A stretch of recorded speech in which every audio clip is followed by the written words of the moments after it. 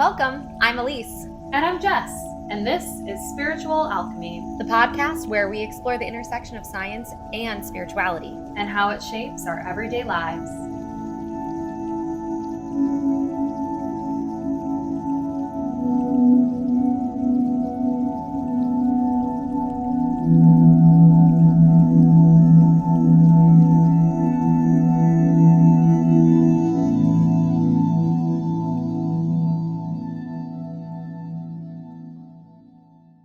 Hey, Elise. Hey, Jess. Happy day to you. How are you doing? Happy day. It's been a morning, but when you know what you need, you find it.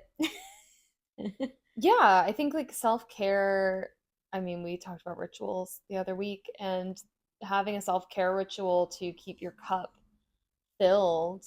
As someone who is very spiritual, I find a lot of people in my life think that I've got all the answers. So I tend to take on a lot of what they're going through and what they're dealing with. And I'm also very empathic. My sun sign is a Cancer, very maternal, very like caretaker. And I do really assume that role with people that I care about. So I feel like, yeah, I understand. Like, it's important to remember that not only are we here to help each other and like help each other grow, help support each other in hard times, but taking on some of that can be really heavy. And I think it's important to acknowledge like, hey, I can help you carry this weight, but at some point I'm gonna need to go sit on that rock over there and just like take a breath, because yeah, and that's a heavy rock. That's kind of what happened this morning. Not anything that we spoke about. It was just like one of those moments where I had to stretch it out. I had to shake it out, shake it out a little bit. But like I said, very grateful that I'm in tune and I know what my body needs, because I feel great right now. Good. As we tackle part 2 of Facing the Shadows. Here we go. Back to the shadows again. Here we go. Nobody wants to be. It is such a tough and heavy topic to get into, speaking of heavy things. And, just to recap on what we touched on last week, shadow work it can be based in trauma. It's not always based in trauma. Sometimes it's just repeated patterns that cause a negative energy in you, or a negative response, or it's a limiting belief that holds you back, a part of yourself that you are not at peace with, that you repress instead of accepting your whole self. Right. So there's a lot of different ways to look at a shadow and to approach how to deal with it. And I think that's what we're here to tackle today, is where, like, now we have identified this is what the shadows are. So how do we face them? We're going to give our listeners some ideas, but just, reminding everybody that we don't have all the answers. We're here to just provide what we think we know and maybe get you to question more. But as always, if you are dealing with something larger scale, grief, the big, turmoils of life, please seek professional help. Absolutely. I'm a huge advocate for therapy. I think work in spirituality, rituals, learning yourself, identifying your patterns, also coupled with a non-bias opportunity to just talk through everything with a person that's not in your orbit, is very, very beneficial in this life. So absolutely. I will shout out to mental health. I will echo that and say that, like, take what resonates, leave what doesn't. And I will even say, like, personally, everything that I shared today, yes, I approached it from a spiritual standpoint, but coupled it with a therapist and help from a therapist to, I would say therapy gave me the tool belt, but it was up to me to use the tools. Right. So to kind of recap our shadow work before we dive back into part 2, we've talked about the differences between shadows and trauma, how we define shadow work in spirituality, shadows that we've faced. But as you said, how do we start doing this work? You can identify the problem and you can say, hey, this is a problem. I got a leaky faucet. What do you do? So I think like, I mean, first things first, we got to figure out where the leak is coming from. Mm, So looking at repeating patterns, and think of like if you've ever felt, how do I keep ending up in the same situation over and over and over again? And how do I keep finding myself, no matter how hard I try, no matter like what choices I make, the same issue still arises? This can be in romance, it can be with work, it can be with friends and friendships, it can be with like anything, money, money, financial, it can your be, job, yep, so career, yeah. There's so many areas of life that we can apply this, but if you keep noticing a pattern that puts you, and I wouldn't call it rock bottom, but if you keep finding yourself at the bottom of the hill, one, you have nowhere to go but up, but also you keep finding yourself in the same situation again, maybe go back to where that started. I'm going to use an analogy. One of my very good friends said to me at a very tumultuous time in my life, she said, life is a series of being on the top of the mountain, on the side of the mountain, and in the valley. Mm-hmm. And valleys can be safe, they can be beautiful. It's where a lot of communities build themselves. Yeah. But if you want to keep growing and leveling up, you got to at some point look at that mountain and say, hey, I'm not just going to climb you, I am going to climb up and over, realizing that on the other side of the mountain, you're probably going to get to another valley. Mm-hmm. But if you, because I heard you say when you're down, if you keep finding yourself in the same valley, maybe you're in a valley where it rains a lot and the sun don't come out Yeah. and you're not feeling good. You have to figure out exactly what you're saying. What am I not doing? Why do I keep turning down? Why do I keep turning around on that mountaintop and coming back down to this valley? Is it safe? Does it Mm-hmm. feel good? Well, as humans, we like to be comfortable. We don't like Mm, to go through, and this has been a saying that a friend told me or had mentioned to me. Sometimes you face a problem and it's like, well, can't go over it, can't go under it, can't go around it, gotta go through it. mhm. Teach that to my So, pre-K kids. yeah. And it's such a good lesson because sometimes you just have to go through it and trust that it's going to be okay, because the more we avoid it, the more that mountain grows, the more that shadow grows and When festers. you resist, it It will, persists. yeah. Always, always. So at the core of this, totally watered down, you have to tell yourself the truth. Hmm. And that can be super scary. It's the Taylor Swift song. It's me. Hi, Hi. I'm the problem. And that usually comes from looking in mirrors Yeah.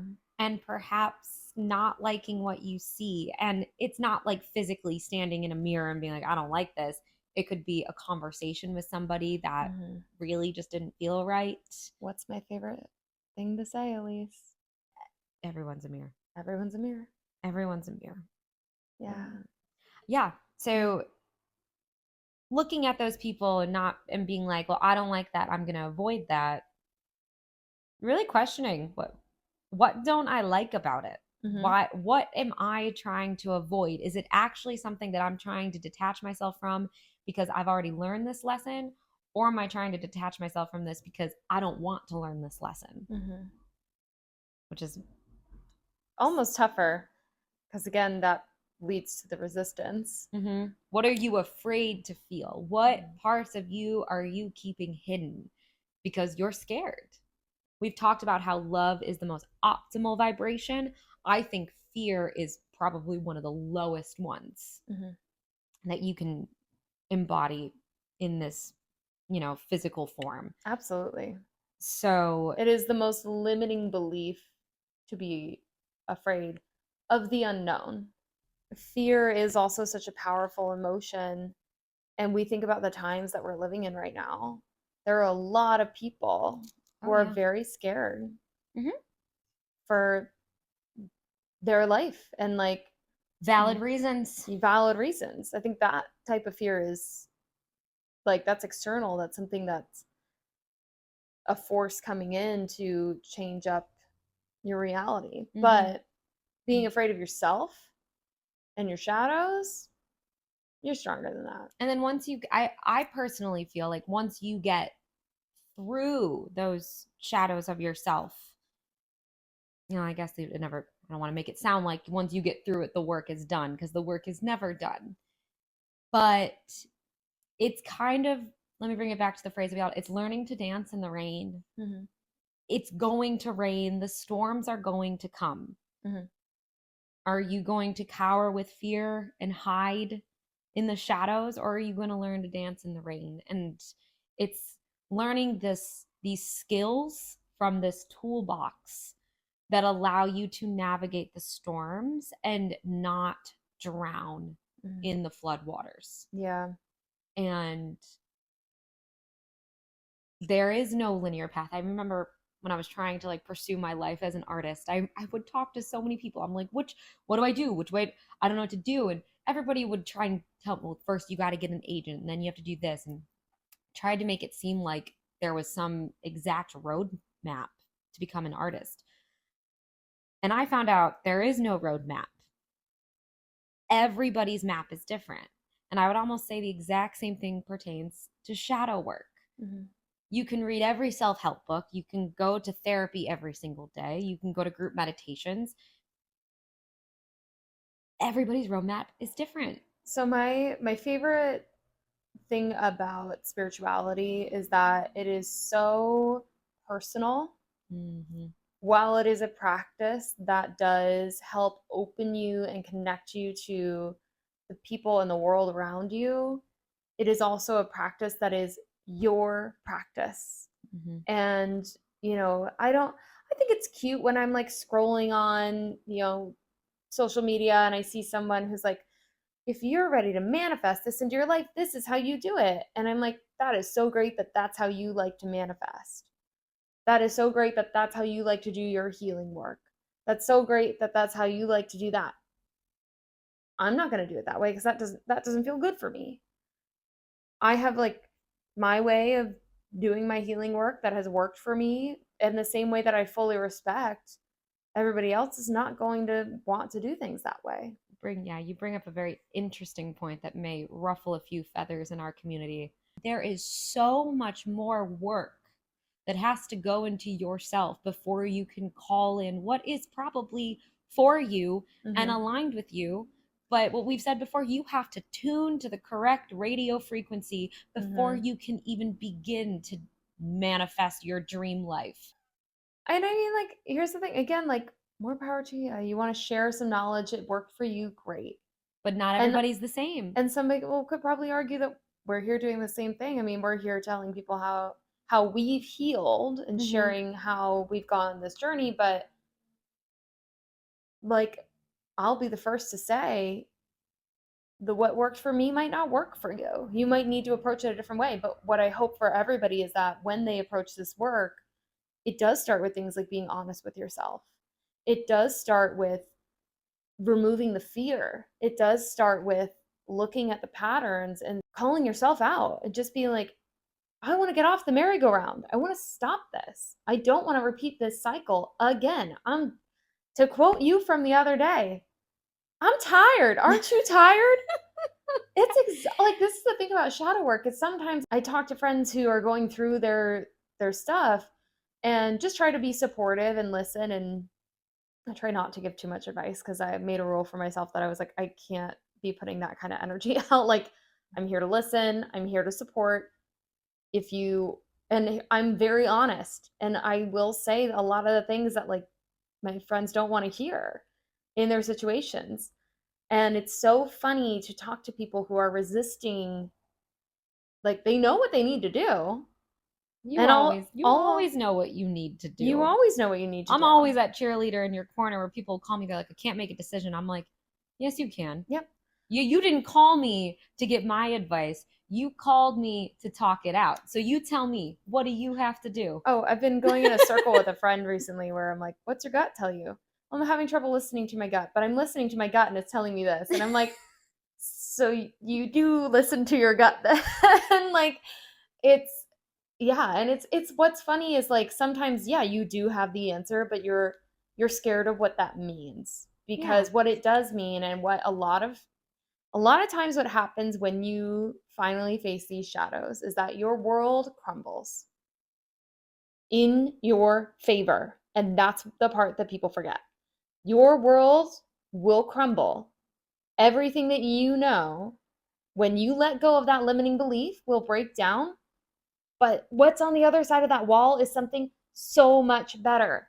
And it's so much better for you. But here's what's going to happen. And this is why people don't like to do this work. People that are in your life that are not meant to be there are going to fall away. The people that are not meant to go to that next step with you will go away. You will have fallouts with friends who are not aligned with your highest good. You will have a job that wasn't meant for you. You might lose it.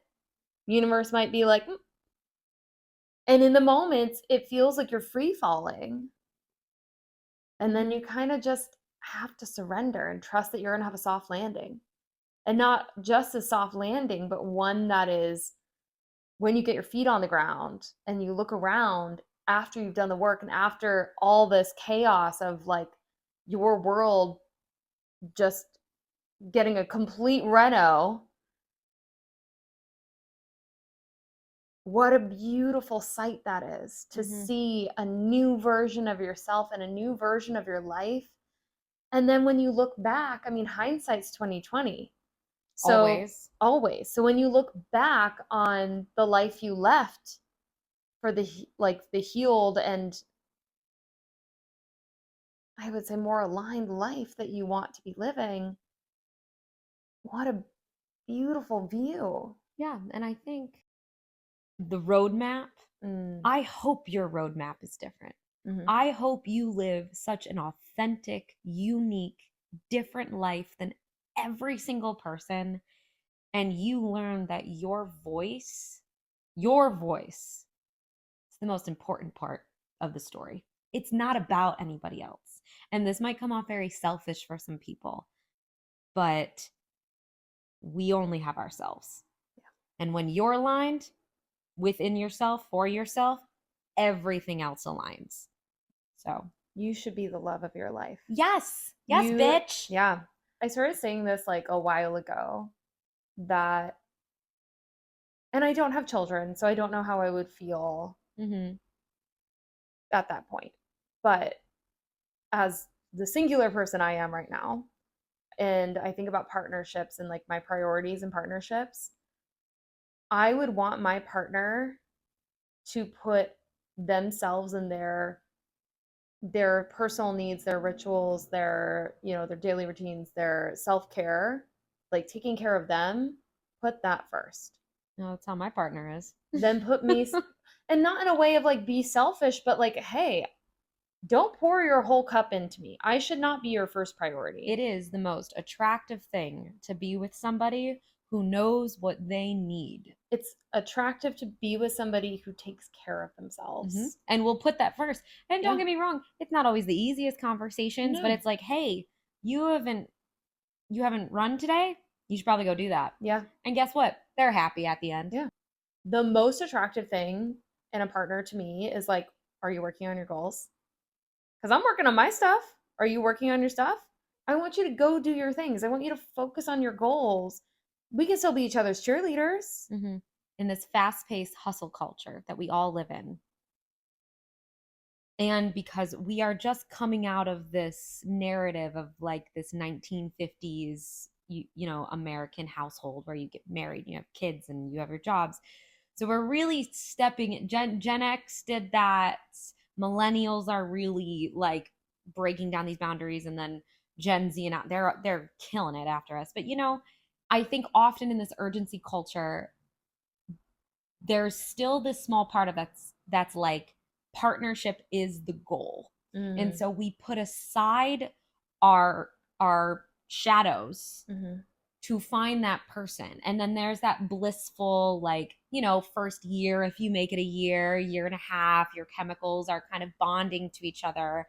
But one of my very good friends' husband says, if you can make it to 2 years, you're past the chemical bond. And if you still feel that connection and that groundedness with that person, like, hey, you're my person, I'm going to grow with you, we're growing together, we're still growing individually. If you get past that chemical bond and still feel the same way, you've made it. Yeah. You're going to make it, Mm-hmm. because you have to remember that it's not just about, hey, I'm going to push my shit aside so that we can be a thing.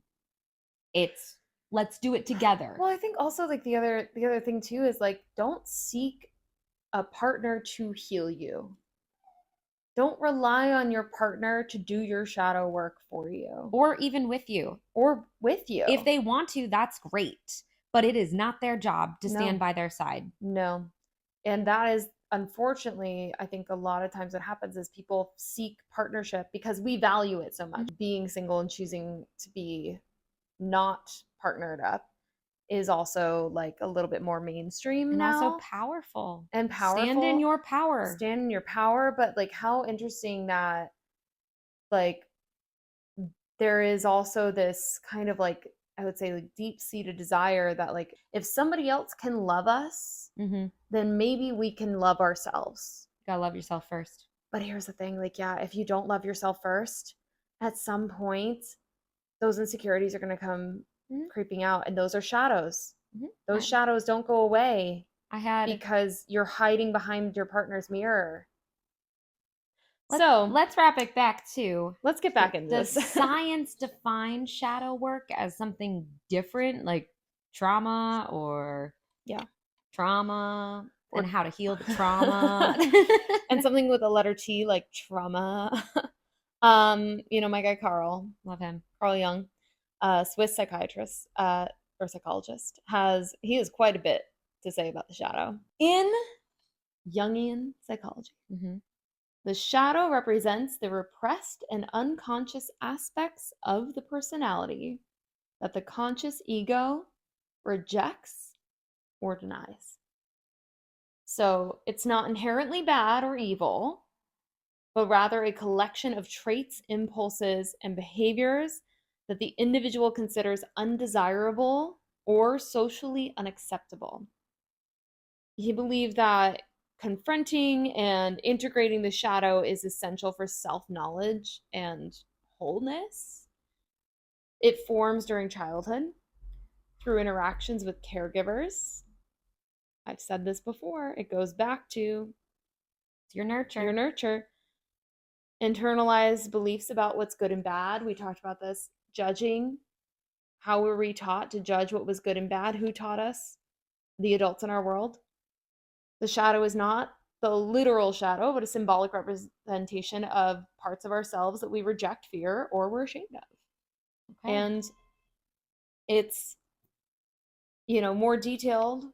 We've got repressed qualities, projection, moral problems, moral dilemmas, areas where we have potential for growth. So I say this with like when you look at someone who's your mirror for you and you see the qualities in them that you lack, you're looking at the holes in your soul or spaces you'd like to fill, and self-knowledge.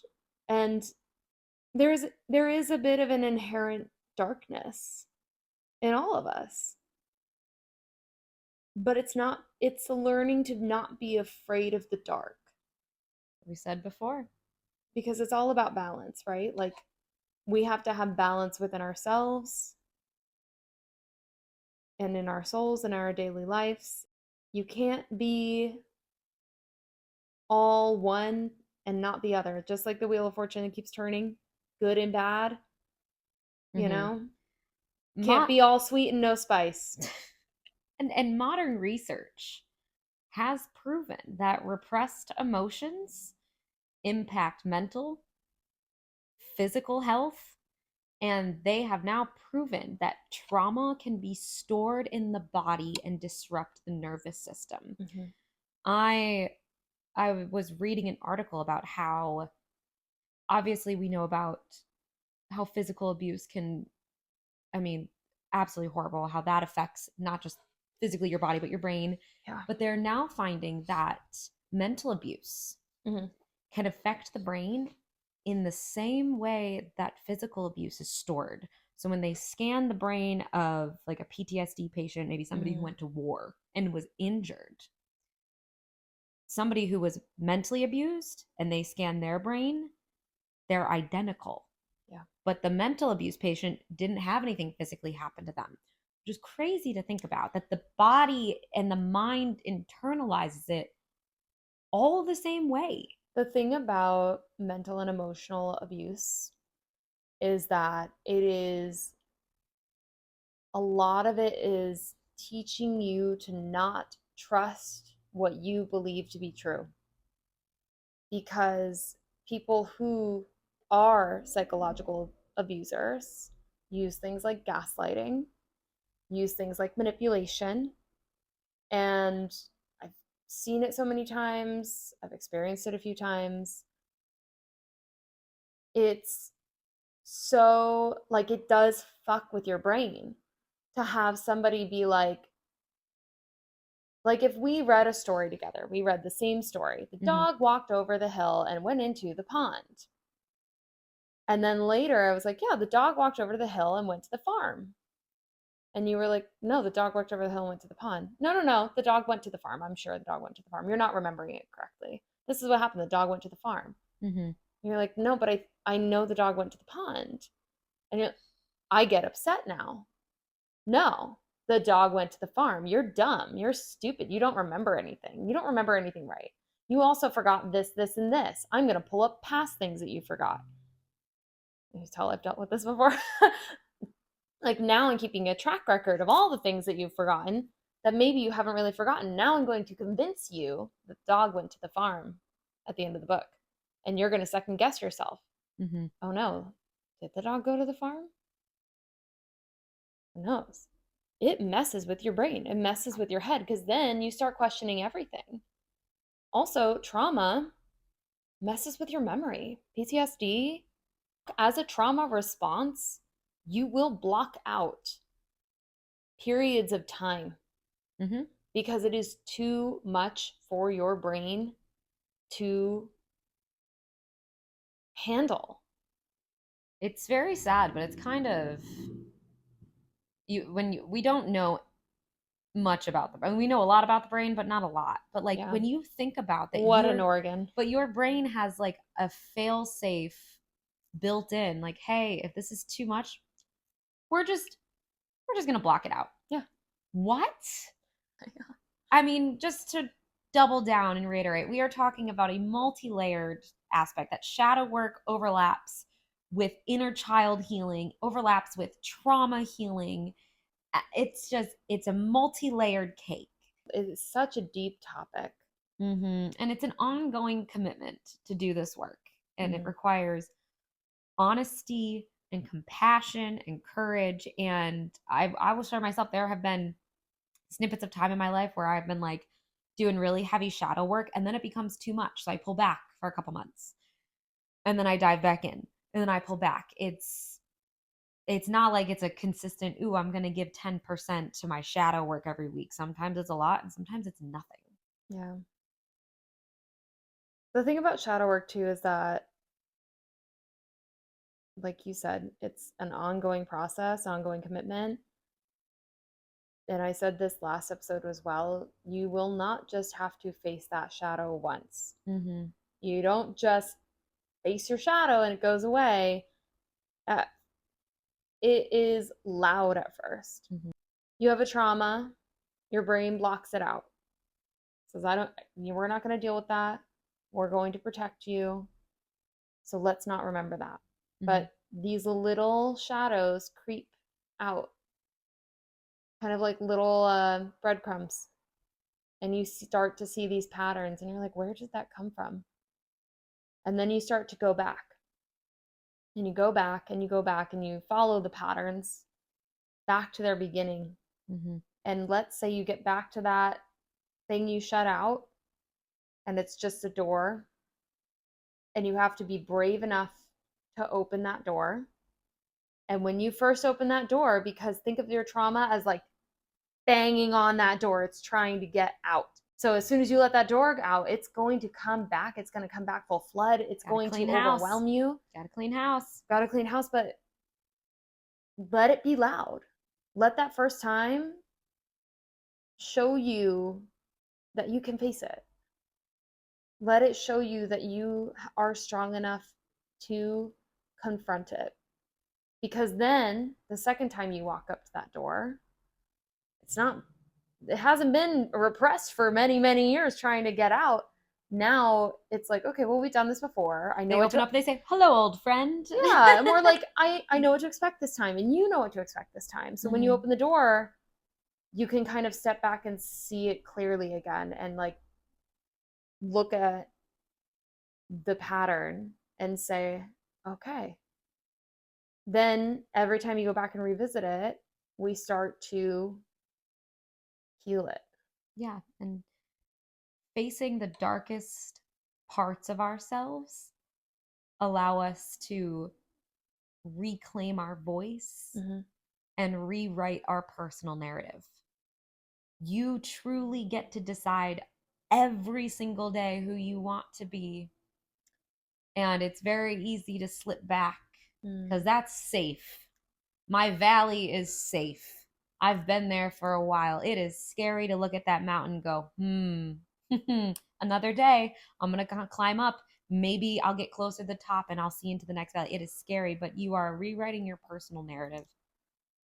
The thing that I have told myself, and kind of something that helped me that maybe will help other people as they're starting to face some things that they've been through. I say, like, this happened to me, but it does not define me. It happened to me, but it is not who I am. And you get to decide that by using your voice, not letting anybody else tell you that. Yeah. And again, it's an uphill battle every day, but when you get to the top of that hill,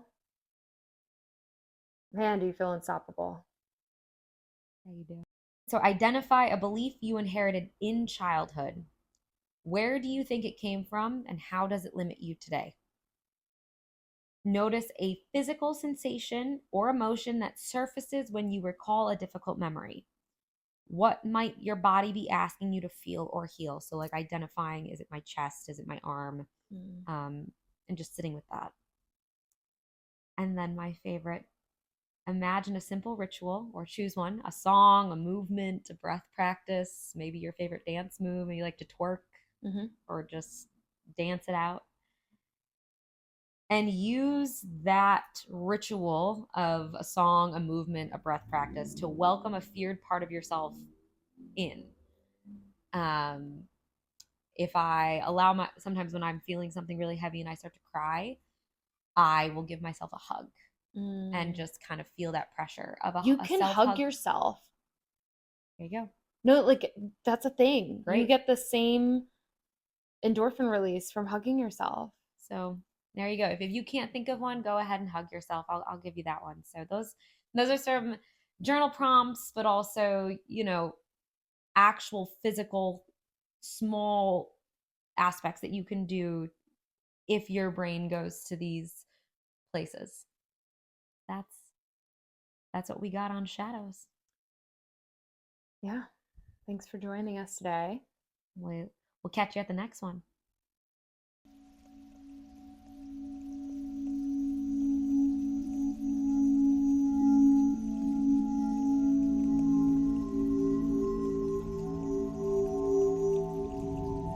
Thanks for joining us today. We're so glad you were here.